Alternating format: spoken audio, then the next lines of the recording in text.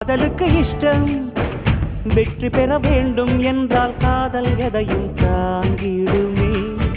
முட்டும் கதவுகளை கட்டும் சறுக்கு விழும் பாதை எல்லாம் வெற்றி படியாய் மாற்றிடுமே. அண்ணாந்து பார்க்காமல் விண்மீனை வீழ்த்திவிடும் துணையாரும் இல்லாமல் ஜெயித்திடுமே. இது நெருப்பில் செய்த இரும்பு வளையமே, இருமனம் விரும்பி துணிந்து நுழையுமே. பயங்களும் தயக்கமும் விடுமுறை எடுத்திடுமே. வேரோடு வேர்வை ஊற்றி காதல் என்றும் வென்றுவிடும். பெரியோடு ஓடும் போது தடையை உடைத்துவிடும்.